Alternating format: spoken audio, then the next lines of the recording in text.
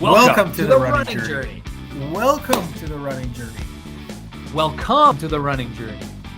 Welcome to the running journey. Running journey, yeah.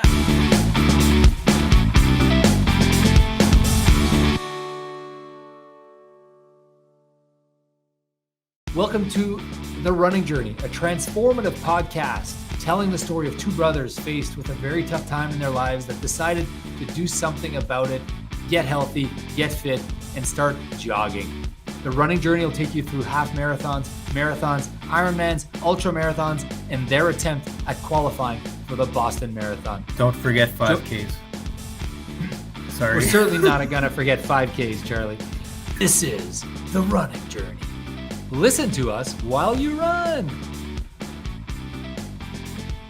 That's a great idea. Okay, I think we have our intro.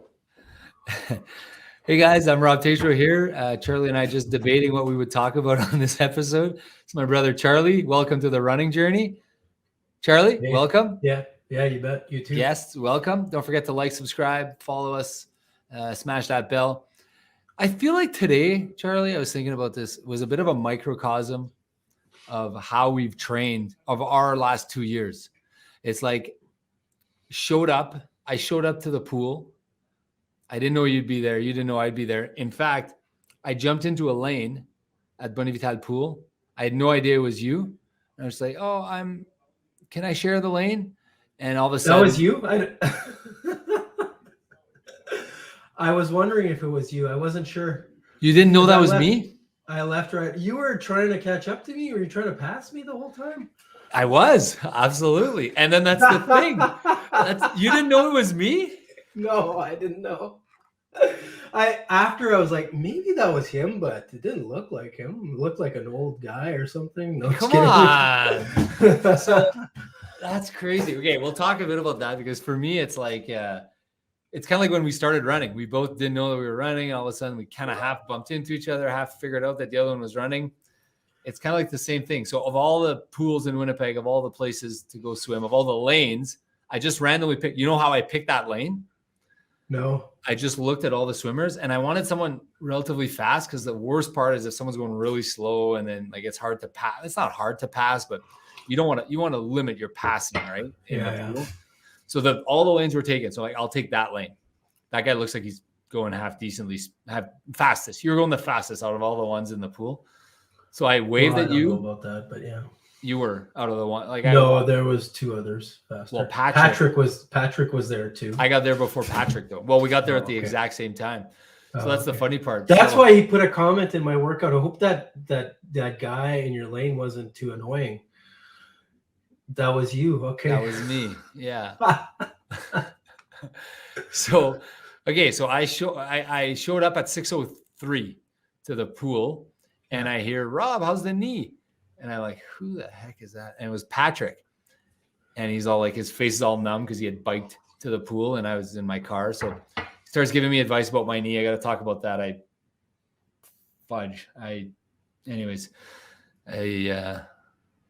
probably didn't do the right thing this weekend. But anyways, he's like, oh, is the knee good? And then he's like, yes. And we chatted. And then he's like, oh, maybe what I'll do today is I'll watch your stroke and I'll give you some feedback. And I said, oh, perfect. Thanks. That means so much. And he had I don't know what he had put in for me to swim, but like for me, like if I'm going to go to the pool, I'm going to do 3,800 meters, right? Like, I don't know what you did. What did you do? 3,800 meters?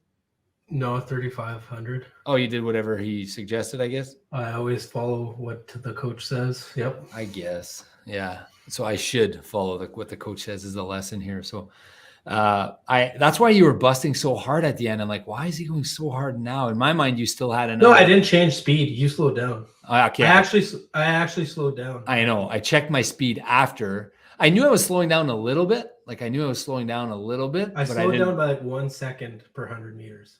I went from I got to get my phone, but my first 100 meters made no sense. I have not been in a pool, by the way, for anyone who's listening. I've not been in a pool since May, I think. Yeah, okay. May. So I mean, the drafting must have helped. You were like two feet behind me the whole time. So Just kidding. Well, I was just trying to. I waited till you were at the extreme end to start, just so like we wouldn't have to worry about. Yeah. We just have 2 simple crosses, and then I bolt out of the gate 1,000,000 miles an hour. Like, and in my mind, I was like, I think I'm going a reasonable pace. I always go fast. Like the first 100 meters, I always go a little too fast when I'm swimming. And then I kind of settled in at a roughly 2-minute pace we ended up probably doing the exact same. Like, what did you average today? 2:04. Okay. That's exactly what I averaged. 2:04. Yeah.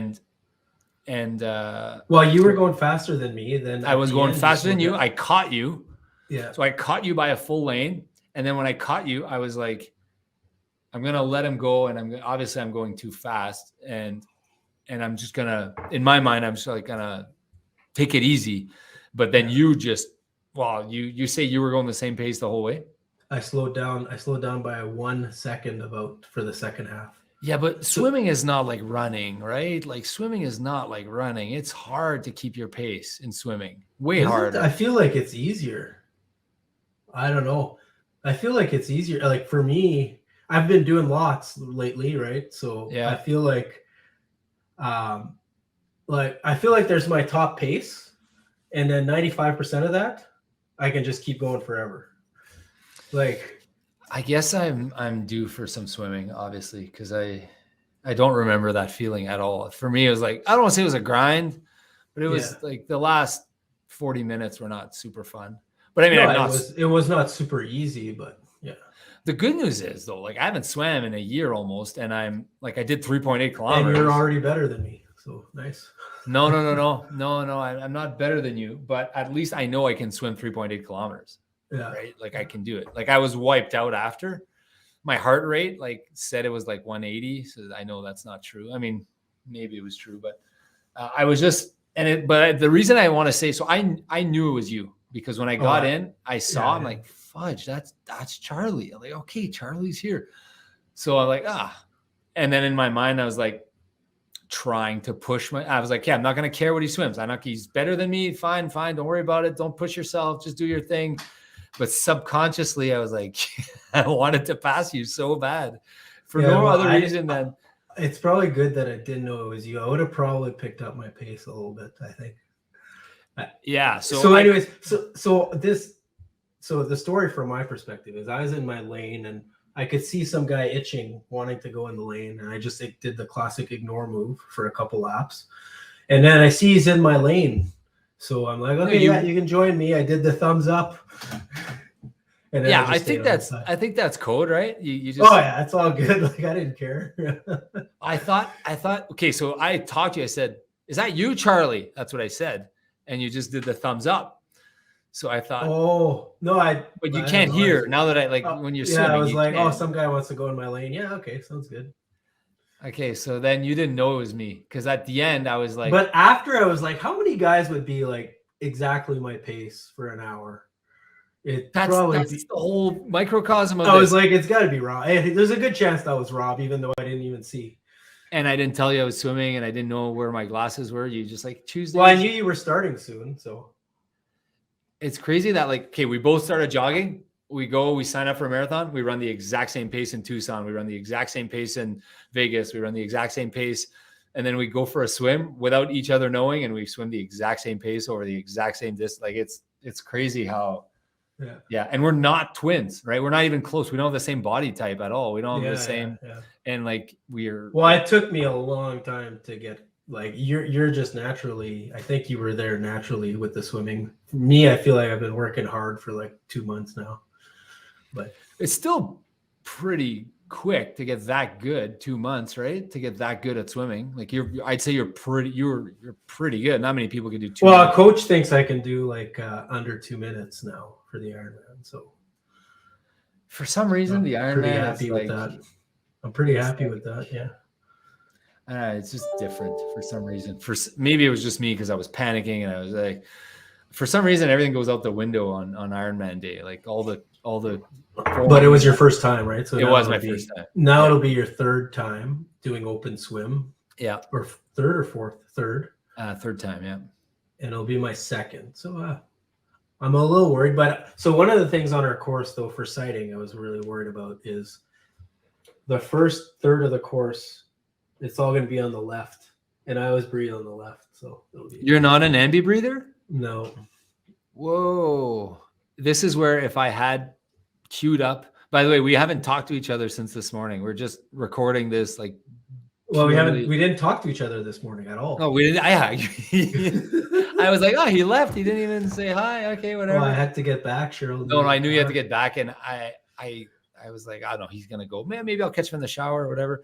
But this is where I would have queued up. I was like, how long is this guy going to be swimming for? He's going to die off at some point here. Like, I thought I was doing a super long swim. Like, this guy's going to quit at some point. Not many people are doing 3.8 kilometers, right? Like, I can't imagine 3.5 kilometers like on a morning. Because first off, you have to be relatively fast. And like swimming for an hour and 18 minutes it's hard. Yeah. It's not like jogging for an hour 18 minutes. Well, let's debate that in a sec. But just to finish my joke that I was going to say, I'd have the queued up Zoolander. Remember when he tells Luke Wilson, "You're not an ambi"? No, I'm not an ambi turner because you can't turn left. It's like Jared Tature. No, I can only breathe one side for some reason. It's like my neck doesn't turn. Huh. I like the ambi breathing because it's like it's kind of changes things up. It's something to look forward to. It's whatever. Well, it'd be good for Ironman Texas. I mean, the course, the first third, it's always the boys are all on the left, so that's good for me. Because then I'll just be able to spot them like this. And then turn. They're still on the left, but really you have to cut the corner a little bit. So I haven't checked the map yet, but I'll take your word for it. I, of course, have checked it, yes. I want to get back to this thing about, and then I want to talk about your running and all that, but I want to get back to this debate about, is it easier to swim for an hour or run for an hour? Because, I could run for an hour. Well, it depends. To me, it depends on a few things, right? So, like really good swimmers, apparently they can swim at a slow pace forever. Kind of like, really, and it's like they have like 100. It's like they do that at like 110. It's like walking. It's like it feels like walking for them. Like for me, it feels like to me they're very similar because I'm not that good of a swimmer, but it feels like going at like a slow pace. Running at a slow pace. It feels very similar. To me. Maybe I'd get there at some point if I did a lot of running. Maybe it's like when I started running, like I had a hard time running for an hour, right? Like it was very, very hard. Well, and you've been running lots. You've been running, like the amount of running you've been doing compared to swimming. To me, that makes sense that running at an easy pace would feel a lot easier for you. Like I'd way rather run 9.5 miles an hour for an hour 20 than swim what I did today. Yeah, and right now, to me, like I think I'd rather swim at that pace that I did this morning than 9.5. It'd be pretty close. To me, those would be about equivalent. Do you like did your heart pump, like is your heart pump like crazy? I feel like it's not. I don't know. I don't have a heart rate monitor, but I feel like as soon as I get out, it's like I check and it's like you're 90, back to normal. No, yeah. So I worked hard for sure today, and it's like the swim. Okay, for me, I would guess that my heart rate's probably around 140 or something, or 135. But I have high heart rate, right? So yeah. Do you like? I find that I have to like. It's a battle to just. I think I've said this before on this show, but like to keep your body flat or pronated or whatever. Yeah. It's a battle, right? So like I check. Go ahead. So I've been doing the pull buoy workouts. I've never done helping. Those. Yeah. So what is that? Where you put that thing between the legs there? Yeah, like the cheater kind of floating thing. Yeah. What does it do?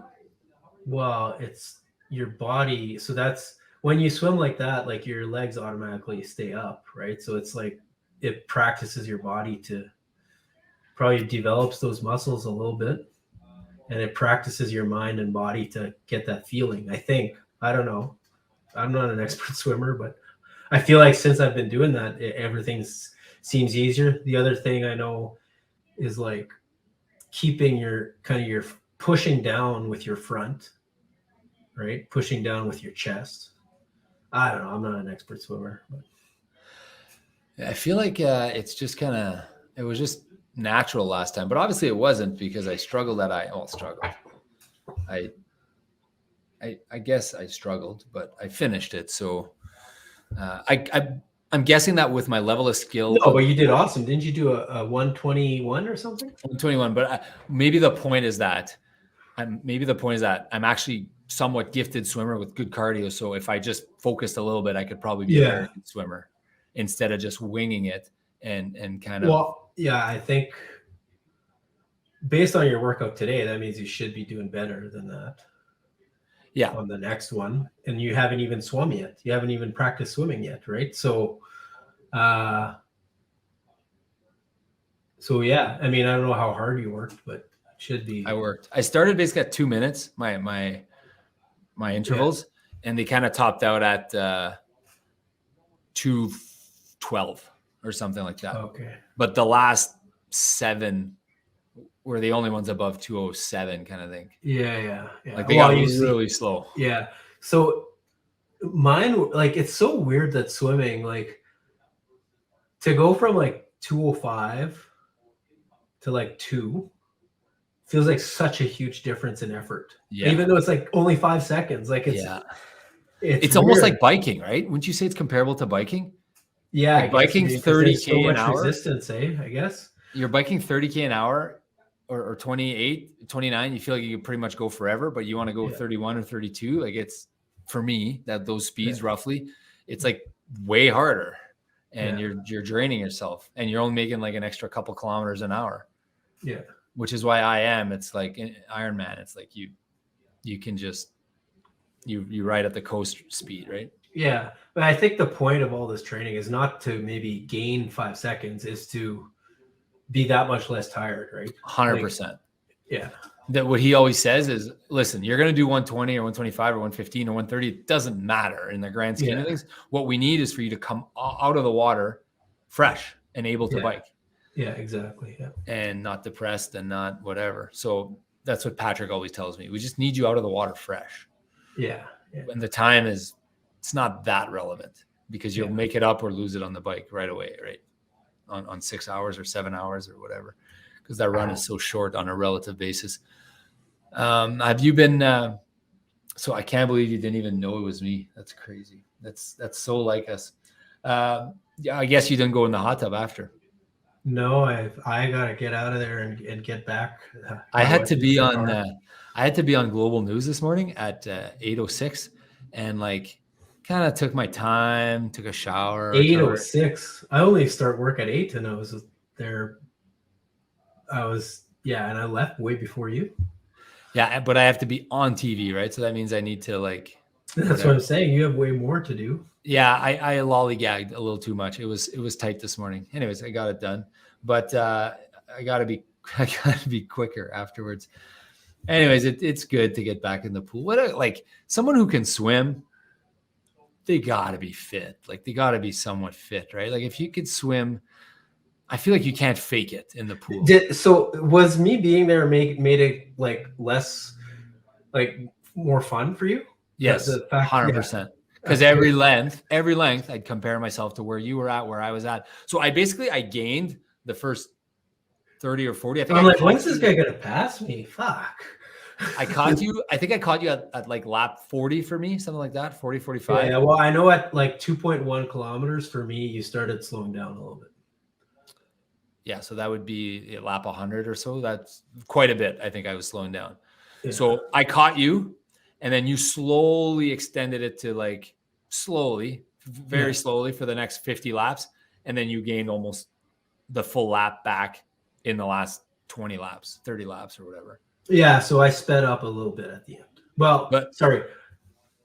For my last 500 meters, I had pretty much the same pace as my first 500. So I was very consistent. My 500 to 2,000 meters, I held the exact same pace the entire time.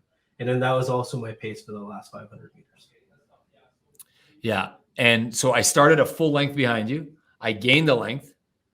Then I slowly trickled away, and then you gained the half length in the last 20 laps. So we ended up kind of a full length. I ended up a full length and a little bit behind you, like full length and 5 meters or 10 meters, I think. Yeah.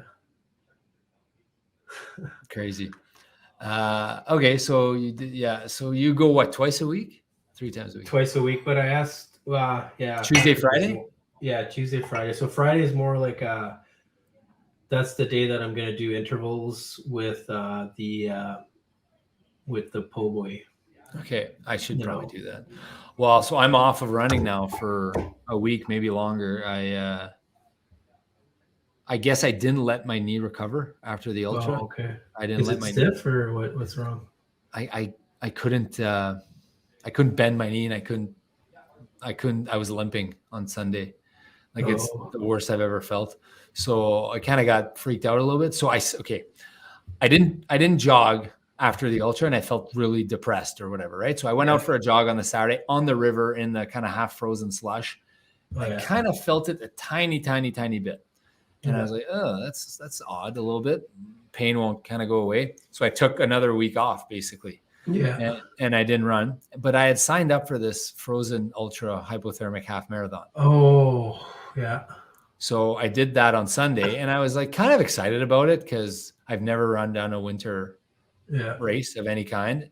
I wasn't kind of excited. I was very excited about it. Like I didn't go out Saturday night to Festival. Like my firm had my staff and my charity were doing an event, and I dropped everyone off at the park, which is like 50 meters from my house. And I didn't go. I went home. I went to bed. I prepped my outerwear, and I just kind of was excited about the race.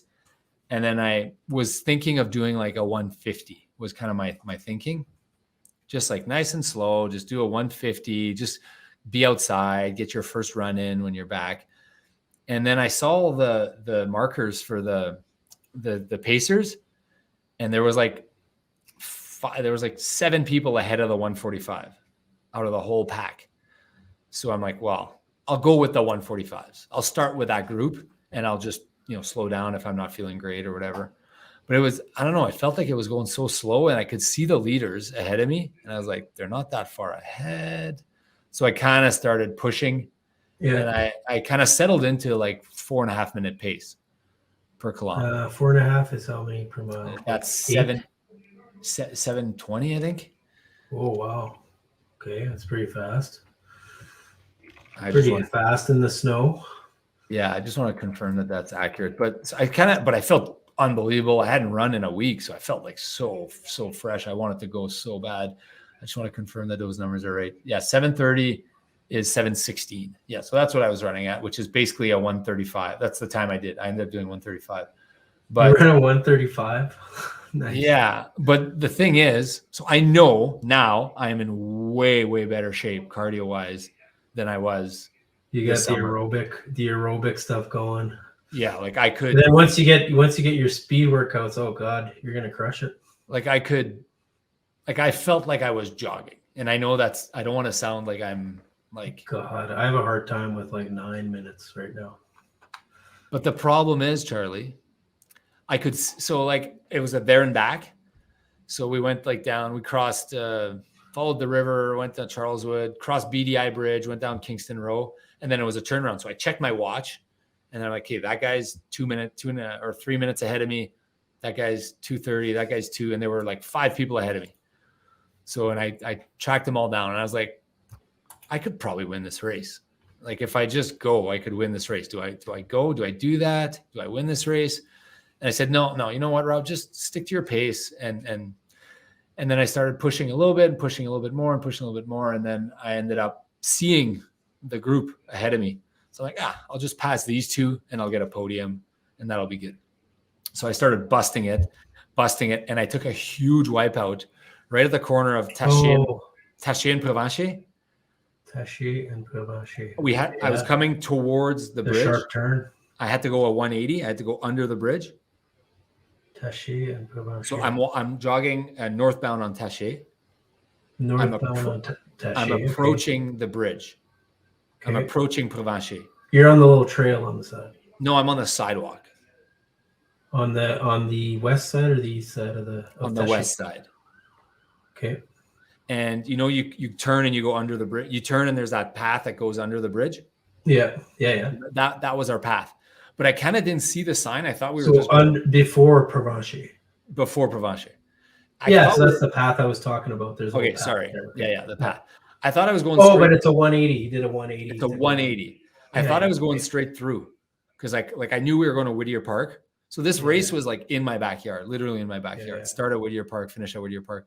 So I knew it. So I was going really fast. I was going like 4-minute kilometers at this point. Yeah. That's so really fast. You got to be careful with the ice there. Yeah. And then I saw the sign to turn. So I was like, oh shit, I got to turn. So I just turned and I lost it. And then I like a pretty hard wipeout on the knee and on the hip. Oh. And I had like 800 meters left in my race.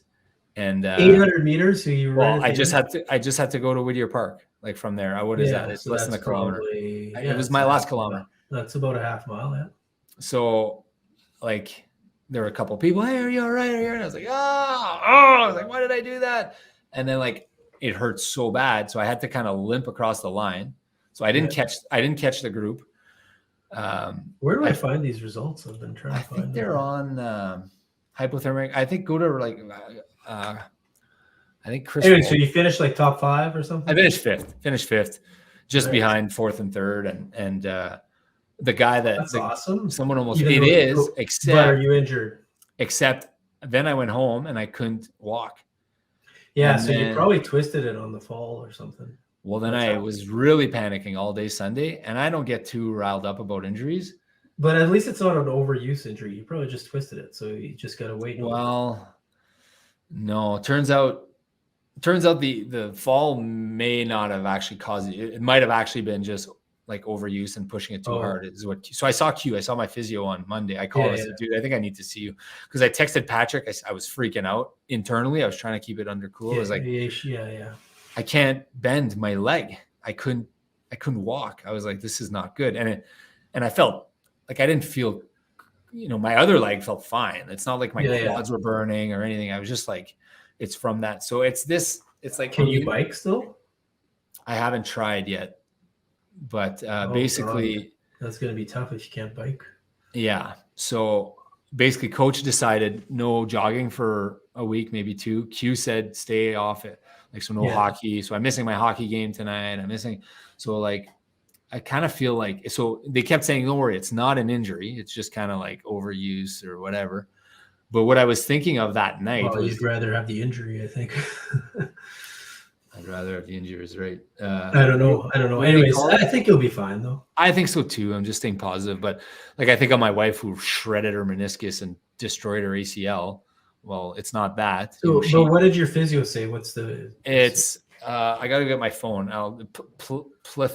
Pleurethius or something like that. It's just below the ITB band, the triangular muscle that connects the calf to the outside. Did he give you some exercises? Yeah, he gave me some exercises. I saw him for an hour. I'm going to go back and see him. And it's like, I can't run. And when I do run, I got to like listen to my body because he says it was probably the fact that I pushed myself way too hard on snow. It felt like a trail run. It actually felt like, and that's kind of that's not good. The calf works very, very hard, right, in the trail run. Yeah. So I screwed up. I didn't listen to myself. I'm not happy with myself. Yeah, it's a learning. I mean, a half marathon is, when you push a half marathon, like you haven't done that as often, I don't think, as I have. And when you push a half marathon a lot, you don't recover immediately either way. Yeah. I should have just done a 150 like I wanted to do. I wouldn't have been injured, right? Yeah. But I mean, that would have not been what I do. But anyway, so it's kind of shitty and kind of depressing now that I can't run. And I was thinking, like, what if this was like leg 13 of Run with Rob? Like I couldn't bend my leg. I would have been out. That's it. I'm done. Like I can't. Yeah.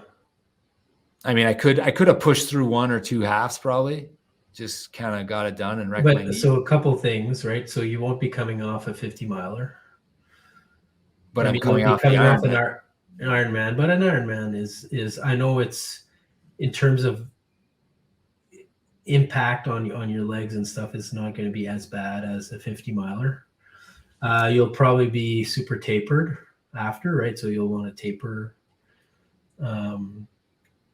So I think there's things that you can do ahead of that Run with Rob to pretty much minimize the injury probabilities, I would say. Yeah. I just had this aura of invincibility because I was like, nothing can stop me from doing this. My cardio is unbelievable. I I got everything lined up. I got great nutrition. I feel unreal. My legs are strong. And then like this thought that an irritative muscle on the side of my knee could derail this whole thing really. Yeah, I think that one's a common one. Like I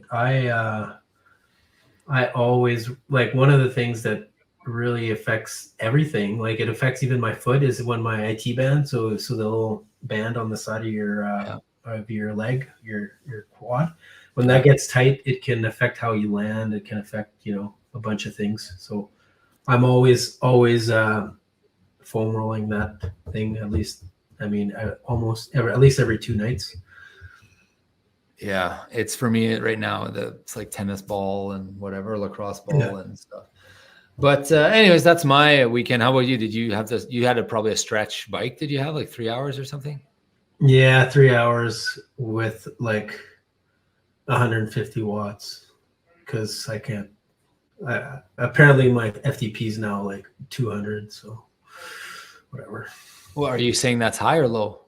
Very low, I thought, anyways.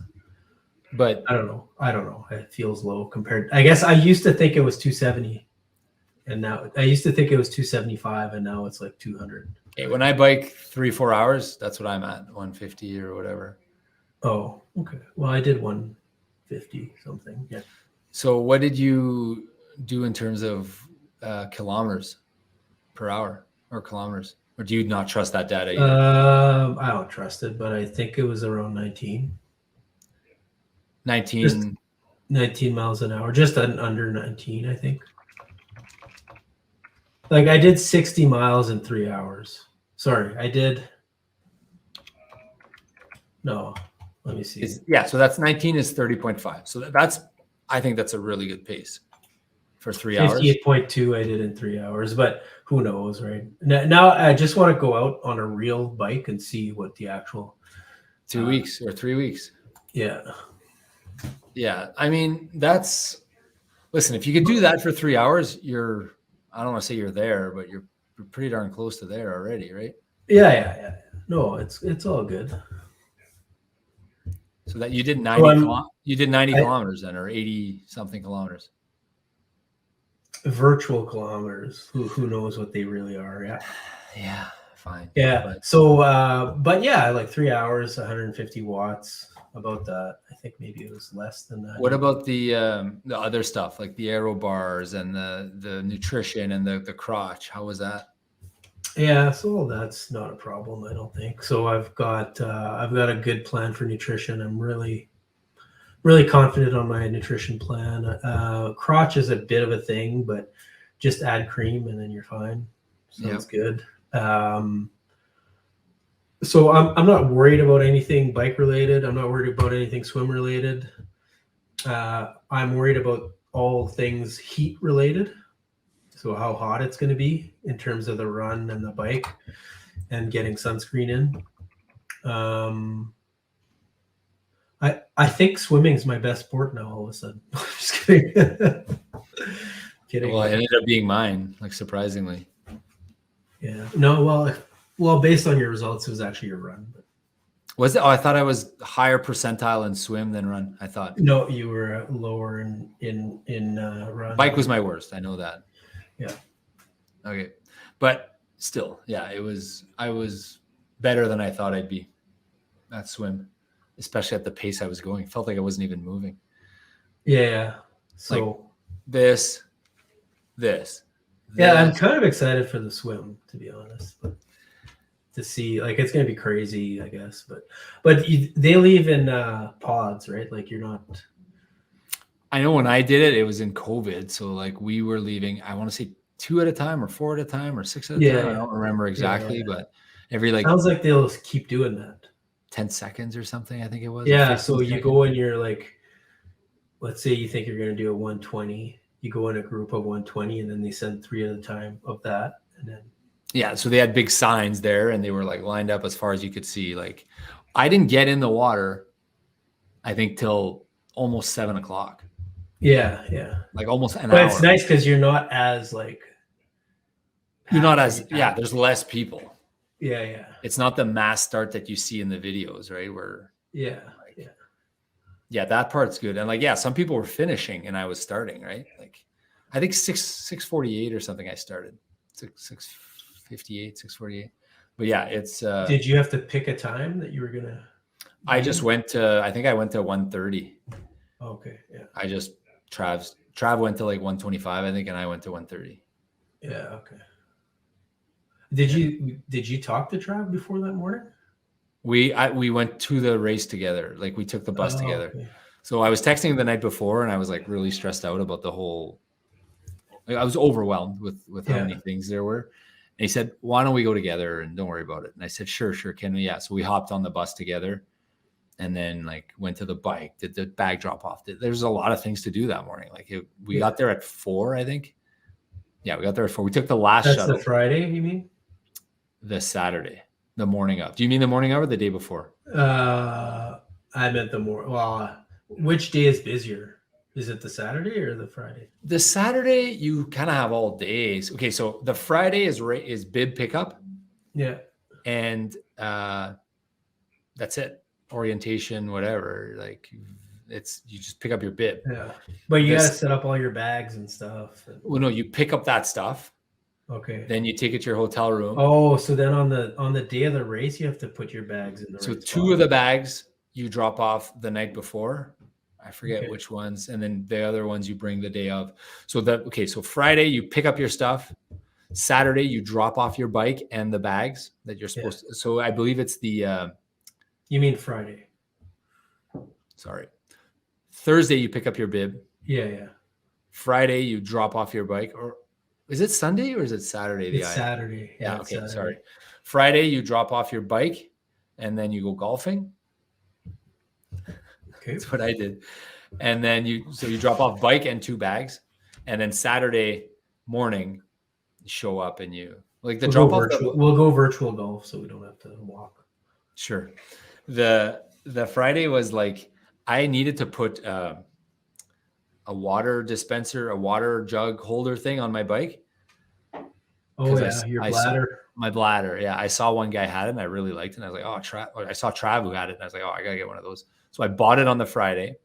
On Saturday, I took my bike. I went to they had this company that what they do is you pay them and like your bike shows up there and then they tune it and then they prepare it for you for the race day and you just pay for that. Yeah. I gave that guy, I said, hey, can you fix this for me or whatever? I gave him $20 and he's like, yeah.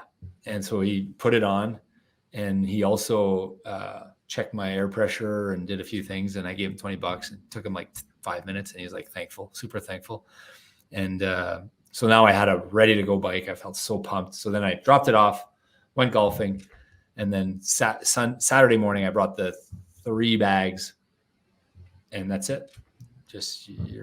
So then I saw Trav. I hung out with Trav from I think we took the shuttle at 3:30 a.m. It was like a 5-minute drive. I could have actually walked to the start line where we were. It's always good to walk a lot right before an Ironman. Usually, yeah, you want to walk as much as you can. The day before, ideally, you want to play 18 holes of golf if you can. Maybe a jog, 18 holes. And then on the morning of, we hung out. So then we showed up and it was like, okay, we go do this, we go do that. You drop off this. We walked around. He took me under his wing. And then we got to the beach at 5 and we had to wait an hour. And then we waited another hour to get into the water. So it was exciting. That's for sure. Yeah. I'm excited for you. Can't wait. Yeah. Although I've been thinking about whether or not this is a good idea for me to do this Ironman. This weekend just really threw everything. I know you're thinking I'm not thinking rationally right now because I can't run right now. So I'm thinking oh my God, this is ridiculous. As if I can't run just because I push myself a little bit. So what if I end up pushing myself on the Ironman and then because this is too. Yeah, but Ironman, you won't be running at a 7:30 pace or 7:20 pace. Yeah, 0 chance. Absolutely 0 chance. I mean, it's 14 hours, but it's if I'm not going to push myself at this Ironman. I don't have a goal to break anything because I can't jeopardize Run with Rob. Yeah. Right? So I was thinking like, enjoy my day as much as you can enjoy your day for an Ironman. Because so Joel was in Hawaii, total going on a tangent here, but that's okay. Joel was in Hawaii, my coach, my personal trainer, and he sends me a photo and it's like, this is the official start of the Kona World Championship, whatever it's called, like the Hawaii Ironman. Yeah. And he goes, is this on your bucket list? And like, I didn't really tell him this, but like the only way you can race is you have to qualify one, which means you got to finish top 3 or 4 or 5 at one of these races. I think there's maybe a lottery part of it too, though. Well, there's charity. You could just pay 10 grand or whatever. I don't know. Yeah. And I got to give you a quick side story on that. Well, I'll get back to the side story on that. So should we get speed suits in case it's hot? We should, yeah. And we should also get speed suits like runwithrob.com to like advertise the whole time, right? Okay. Anyways. So the other way you can get we should make a team. We should make a Winnipeg tri team. We should, and then we can like rank. I don't know how it works, but maybe we could Google that. Maybe because we're 4 of us, right? Yeah. So standard qualification. So basically, there's all these spots, right? That they have like 15 races or 20 races, and like top based on how many participants, they give 3 spots or 5 spots or whatever, the top, right? And then there's a charity, which is you just buy your spot, and then it's 25 grand to buy your spot. And then there's the legacy program, which means you need to have completed 12 full distance Ironman triathlons, having never raced, and you need to finish a lifespan of 12 or more years, with the final 2 finishes occurring in the 2 most recent years. So in other words, a lifetime achievement award type thing. Yeah. So that's the people that are really dedicated. 12 years. Yeah. So that's Travis. Yeah. I think he's doing his 6th this year. And he kind of mentioned this to me. He's like, yeah, it would be nice. I'm sure it's in the back of his mind, but he doesn't want to tell too many people because he's like, it's a long-term goal, right? Like that's not a short-term goal. So like, I don't think I'll ever be able, like, I'm not going to be able to qualify. I'm not going to be able to do a 7-hour Ironman, right? Or an 8-hour Ironman. Like, I don't think that's ever happening. So, or maybe, who knows? But that's what I'm eyeing. So like, it's in the back of my mind. So like, he knew, like Joel's like, yeah, I knew you were, but I mean, it's not, if you just complete them. So if I complete this one, that's 2, right? That's 2.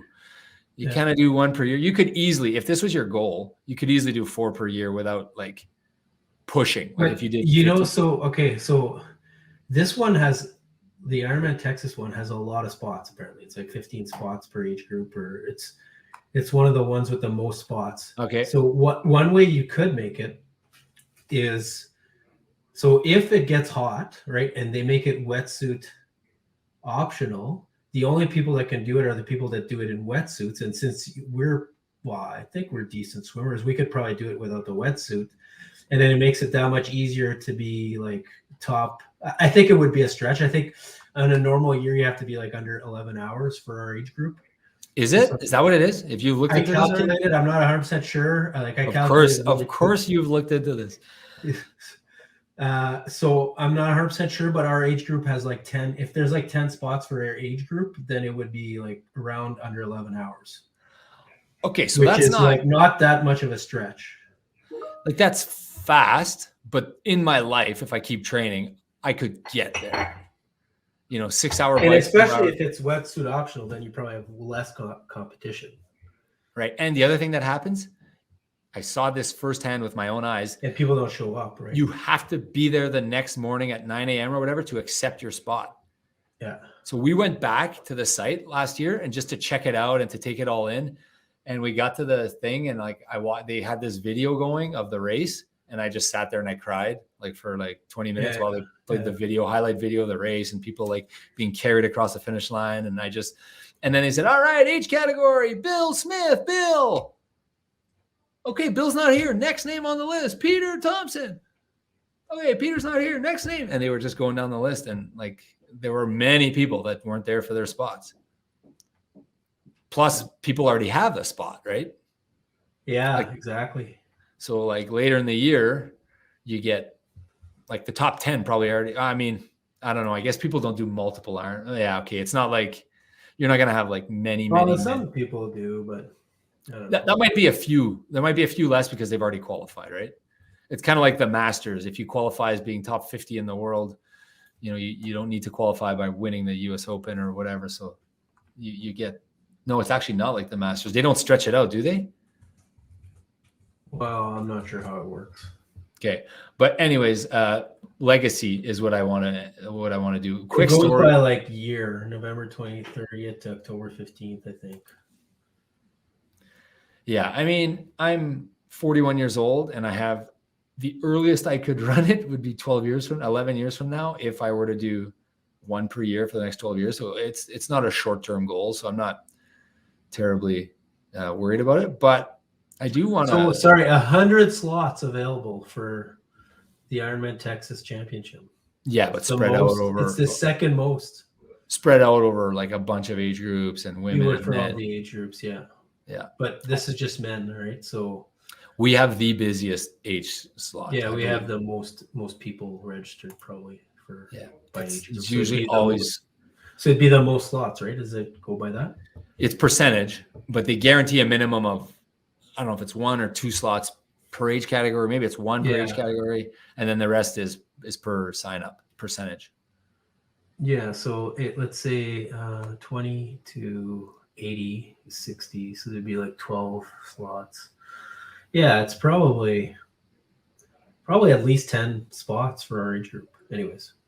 The other thing that Joel told me is you could also just move to Hawaii because they have Hawaii residency slots.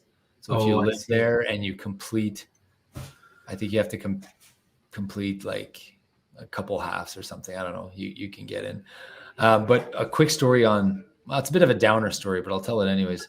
The Ironman Foundation auction. So my former CEO at my firm did this. He was like in his 50s and he like was a fit guy and he signed up to do this and paid for a charity spot and went, and he died at the Ironman in Hawaii. He actually died. And I didn't know that. And I was telling the story last year at our chairman's dinner. And I was saying, I'm really looking forward to the Ironman. I've been training a lot and hopefully I don't die in the ocean. I made a joke like that. And someone's like, dude, like you shouldn't joke about that. Like the guy. Yeah. And I didn't know. I had no idea. Well, if you knew, you probably wouldn't even talk about the Ironman, I guess. Well, I would have just not even mentioned it, as if like these are all people that were like close friends with. Yeah. Because the CEO was there just before I started at the firm, so like I never got to know him. But people die. Like if you Google, not to be a downer here, but if you Google like deaths in Ironman, I think it's like 75% of them die kind of in the swim, and then a percentage fall off their bikes or off a hill and get hit by cars and have heart attacks in the run or whatever. But most of them that die, they die in the swim. Do you know if there's any talk or anything like you have to like care, like you have to tie a buoy to your foot, like a string with a floaty to your foot? Have you heard or seen that? For Ironman Texas? For any Ironmans in the future, have you seen talk of that? I see for safety? People do that for practice. Yeah, okay. Because I know that it's like, because you almost have a hard time because like the things would get caught in each other. And yeah, no, there'd be too many people. Okay, so you did 3 hours, feel good. 7 weeks to Ironman? 8 weeks? Well, it'll be 7 weeks on Saturday. 7 weeks on Saturday. So 5 more kind of ramp up weeks. What do you have this weekend? 3.5 hours? Yeah. 3.5 hours, yeah. And then like an hour 40 run. I feel like I'm barely running, honestly, but yeah, just because I'm compared to what I used to do, I guess. But well, it's a third of your workouts, probably, right now. I've got 4 a week. I've got a 2.5 hour, like the brick one run. Yeah. I got a 30. I asked them to add an extra run on Tuesdays after swim, so I've got a 30 minute there because I feel like my foot recovers quicker when I run more, but not as long. And then I've got an overpaced 1 hour on Wednesday, and I've got a longer-ish run on Saturday. Saturday after your bike? Sorry, so my bike is Sunday. Sunday, got it. I think it's because for my injury, to manage the injury a little bit, but I feel like the injury is like gone, pretty much gone. So that must feel happy good. with that. That must feel good. Injuries, It's like I wouldn't call this. So what's your plan for the week then? Now that you're injured, is it just swim at this point, or are you bike? I'm gonna try to bike tomorrow. Okay. Honestly, like it improves so fast. Like Sunday, I couldn't walk, I couldn't move. I was like in bed. But you just got to be still patient, right? Like that's the I key. know, Like, but you start thinking about things. You start thinking, oh my God, what if there's damage? And you move your leg and it's sore. And you're like, oh, I feel it inside in the cartilage. Oh, it's rubbing against something. You start thinking things. So finally, I just texted Patrick. I'm like, hey, this happened. What's going on? What do I do? And he's like, go see your physio. He'll give you a diagnosis. Once I have that, I can make a plan. So I went to see Q, but like information is so much power for me. Like I just needed to know what the heck was going on. I saw Q. He's like, it sucks, but like you'll be fine. Like trust me. Yeah. So then after the Frozen, I was freaking out the same way because it was like I just completely stopped running. Like I couldn't run. And same thing. As soon as I knew the next day, I knew it wasn't that bad because it had quite a bit healed. But once I saw the doctor and she said like she did an X-ray. So this had been bothering me a long time ago. I thought you got an X-ray. I thought maybe I had like a minor stress fracture or something because it had been so long that it had been hurting. So she took an X-ray, no break, everything was good. And then ever since that, it's been feeling absolutely great. So it's just about being patient, I think. Yeah, patience. Yeah. And I mean, Patrick's like, listen, your fitness is fine. Like you just had the two busiest weeks of your life in terms of fitness activities. So it's actually not the two busiest. I was busier in the Ironman, but anyways, he's like, you're fine. Like we'll get you doing bike, or if not, so I got to go bike tomorrow. I think it's bike, swim, bike, jog on Sunday. That's what he's got me right now. So yeah. Well, that's good. You're going to be like, okay, so because you weren't swimming for so long, I was going to say like, you better be careful because I might beat you in the swim. Yeah, you will. But the bike, I don't know. We'll see about the bike. Well, you got fake numbers on the bike. So what, like, you don't even know. No, I have no clue. Yeah. I mean, I've got my RMT time. That's what I've got. You what? My riding mountain triathlon. That's what Patrick would write. Yeah, he likes his acronyms. Yeah. Yeah. And then you've got your Hecla time, but Hecla time. And that was a heck of a time, actually. That was a heck of it with the running on the rocks in the campground and stuff. Yeah. Yeah, I feel like I would do way better at that now, obviously. But yeah. No, honestly, Charlie. Okay, so next not week, about a competition. What's on tap for next week? Next week for recording, you mean? No, of course not. Next week I'm in Palm Springs. What are we doing? Tuesday, Wednesday, Thursday. So we'll find a time. Okay. But we also have to, and no, we're not gonna skip. And then the week after we're doing run chess. Okay. So I think one of the things we should do is I've been looking at YouTube videos about marathon pacing. Yeah. And they are all wrong. So most of them are wrong. Okay. So we should talk about how to pace a marathon. And give me the Coles notes of what you see online. Online, they say, okay, so you should have a certain amount of effort. And you should try to even splits, things like that. Keep the same amount. There's different variations, but most of it is somewhat wrong, I think. The best one though is McMillan Running, which to me has it right. But and you want to do a video just to talk about that? Well, no, I mean maybe. No, I like it. I think that's a great idea. I think it's one of the things that I'm really passionate about is how to pace races. You're definitely good at it. You've put more thought into it than most. You've put more thought into it than most. You've got data. You're a smart guy. Yeah, you could be the premier expert on this on the planet. If you set your mind to that as a goal. Well, no, I mean, I guess the more you race, the more you get good at it, right? But If there was like a qualifying for the race pacing competition, the you'd race have a pacing chance. Olympics, You'd have a chance. best. So it takes a bunch of metrics. So this would be the sport. It takes a bunch of metrics, like it measures your VO2, it measures your, I don't know, your lactic threshold by It would take taking like your actual size and your power lactic and all acid that. in your muscles and your size, and then it says, okay, this would be your optimal race time for this length of race, and then the closer you can hit it, the better you are. That would be. I haven't figured out the sport yet, but I just think you'd be good at it. Yeah.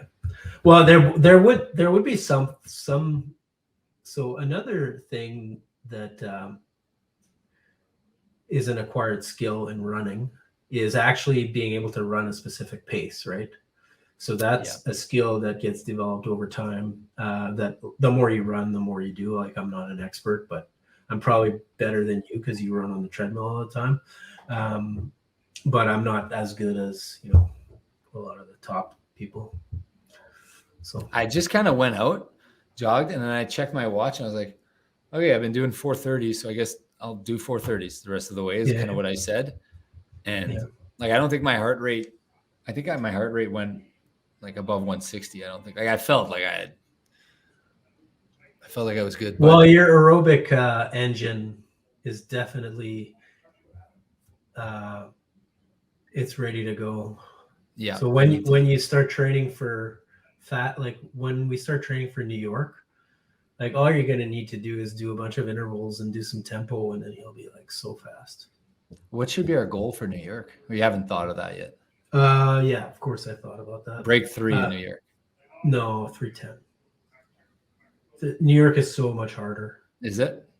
Break 3 in Boston. I think 3:10 would be like almost like a 10-minute improvement of our 256. Like, to me, 3:10, like 256 at the course we did was like an equivalent to like 3:20 in New York. So that'd be like a 10-minute improvement, I would say, about. And then another 10-minute improvement for Boston. The New York Marathon is like, I don't know if you looked at it, but like, you go over the bridges. Like, the theme is the bridges, eh? I didn't even know that. Yeah, you do all the boroughs. So you start in Staten Island. So I don't know much about the New York map, but you start in Staten Island, you immediately go over the bridge, and you do the 5 boroughs. That's the kind of the. That's cool. Yeah. And like, how cool would that be to, be in New York? There's going to be so many people. It's going to be ridiculous. That's going to be something so different. It's going to be fun. Yeah. So by the way, we need to talk about this. It doesn't need to be part of the show, but I'm thinking of booking an Airbnb right away for New York, for me and Cheryl, but I'm not sure. Or do you want to book all together? I was thinking. Why don't I get like a nice place why don't we get a nice place? Yeah. Well, it's just the dates. I'm not sure which dates you're going to go and all that, but because March 1st, so tomorrow is the day they're going to announce everyone, like everyone that got in with the draw and everything. So apparently the Airbnbs go quick for that weekend if you don't grab them early. Okay. So let's do that tonight. I'll do that tonight, or we'll talk about it tonight. Yeah. Just text me, or I was going to book just for me and Cheryl, but if we can book same place if we get a nice place. That'd be nice. Yeah. Yeah. Cause I think Michelle would probably come to that. Yeah. Your plan is just you and Michelle, right? Yeah. So, okay. Kids could fend for themselves. Yeah. We'll just drop them off somewhere. I'll figure it out. How hard could it be? Okay. Right on. Okay. We should wrap this episode up. Yeah. Hopefully the editors will take care of. No, one take. There's no editing. This is it. This is the meal. Okay. Thank you for tuning in, guys. Don't forget to like, subscribe, follow, give us your comments below. Go to runwithrob.com if you'd like to register for a virtual run to run with me across the province of Manitoba. Or if you want to actually run with me and you're a Manitoban, by golly, geez, I need people to run with me. So please, please, please, please go to register, sign up, pick one of the legs and run with me. I think we sold like 9 sponsorships this week for the legs. We're at like 125,000 in sponsorships. It's pretty neat. This thing is taking a life of its own. Yeah, it's awesome. Plus all the money. Which ones have been sponsored so far? The good ones. Obviously, Center of Canada. Center of Canada, sponsored by Lorette Golf Course. What else? I think Priority Restoration. LeBrokery Golf Course sponsored the Ontario End. What else we got? Nice. LeBrokery Rona sponsored. We got Moderna. What's that? Farrell. Well, it's me and Kenny. Okay. And then there's Moderna, who came in at the top level, and CG Wealth, my company. So there's some big dollars that are being put on this. So that's exciting. So I got to be able to run. Yeah. So, I mean, you can call in a sub for a day. I'll do the sub for a day if you need. Okay. And I'm definitely going to run one with Curly. He's pumped. Is Curly is he your dog? He's training. Curly, my dog, is training. Have we told that story yet? Can I tell it again? Yeah, sure. Quick story. So I'm telling Charlie that I'm stretching Curly out to run because, like, you know, I spoke to the doctor and they want to start slow, and Curly happens to be named partially because he's got a curly coat, he's Labradoodle, but partially after my dad's nickname, Curly. So sometimes we call him Curly, or sometimes we call him Curls, my dad, when Charlie and I are talking.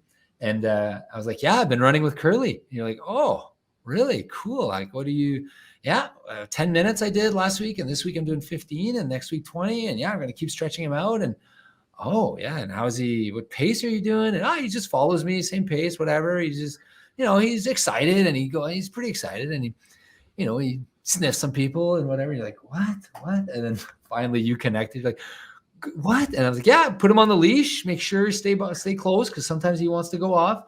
And you're like, who are you talking? I was like, my dog Curly. And you're like, oh, I thought you were talking about Claude, our father. It's like, no, I wouldn't put dad on a leash. But anyways, so that was the story. It was like a 20-minute conversation, or a 5-minute conversation. So I do want Curly to do a half. He could for sure do a half. He follows me I got him up to an hour 10 now, and he, like, when we get home, he wants to go again. So, like, I know apparently it's like the best, like, marathon running breed, or top 2 or 3. It's an endurance dog. Yeah, they basically have an unlimited cardio. So you just got to train them, and then once they're trained, they can go. I'd love to do a marathon with my dog. Like, I gotta find. Like, that's got to be. There must be one that exists where it's like a pet friendly one or something. Yeah, I'll Google that. Or if anyone knows, put it in the comments below. All right, we'll wrap this episode up, guys. Thank you so much, Charlie. Good to see you this morning. Way to not say hi to me, but that was fun anyways. And we'll see you guys in the next video. Yeah.